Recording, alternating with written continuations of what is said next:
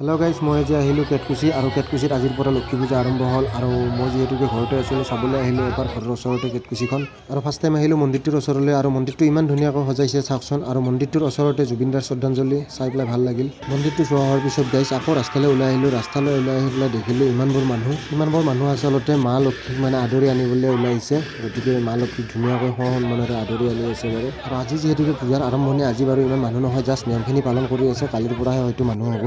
এইখনে হৈছে লক্ষী পূজাৰ মঞ্চখন আৰু এই মঞ্চখনতে মানে পূজাৰ শেষৰ দিনা লটাৰী খেল এখন আছে আৰু সেই লটাৰী খেলখনৰ মানে চকৰি ঘূৰোৱা হ'ব ইয়াতে। আৰু এইফালে হৈছে দোকানবিলাক আৰু দোকানবিলাকতো এইবাৰ কাষ্টমাৰ নহ'ব, কাৰণ ধৰক মানুহে নাই এইবাৰ পূজাত আৰু পূজাত মানুহ নোহোৱা কাৰণটোতো সকলোৱে জানেই ধৰক। আৰু এইফালে মীনা বজাৰৰ মানে বস্তুখিনি ৰেডি কৰি আছে, যিহেতুকে আজি প্ৰথম পূজা, আজি মানুহ নহয় তেওঁলোকেও জানে, সেইকাৰণে ইমান জল্দি কৰা নাই। গতিকে কালিৰ পৰা আমি দেখা পাম মিনি চকৰি, ব্ৰেক ডেন্স, ট্ৰেইন আদি কৰি কিছুমান বস্তু। আৰু এইফালে গৰম গৰম জিলাপি বনাই আছে, জিলাপি আকৌ লৈ খাই লৈ বিন্দাছ মানে ঘৰলৈ যাওঁ। আজিৰ ভিডিঅ' ইমানেই আছিল, নেক্সট ভিডিঅ'ত আকৌ লগ পাম, বাই বাই।